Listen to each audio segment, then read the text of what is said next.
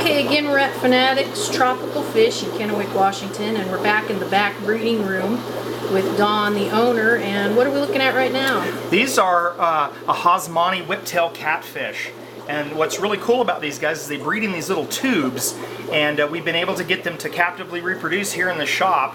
And so we're able to offer tank-raised offspring to them, so they're a really neat little whiptail catfish. What size are they as adults right here? How long? I'd say probably a 5-inch fish. That's without their little string on. Yeah, without the little filament that grows off the end of the tail. Mm-hmm. Now the cool thing about these guys is they're 100% a community fish. There's no special requirements. They're not going to attack another fish.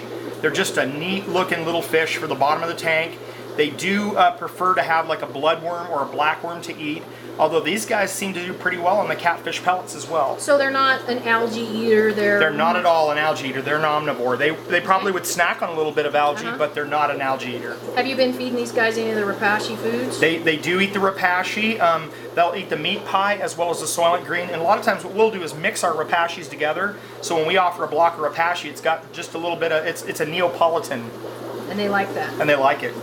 And then you feed them live worms too? We do feed the live blackworms, and we feed the frozen thawed bloodworms. That's something I want to stress with the frozen foods. We don't just throw a chunk of food in there that's frozen. We actually pre-thaw the food, and then we feed it with a fork or a pair of tongs, so we target our feeding. Okay.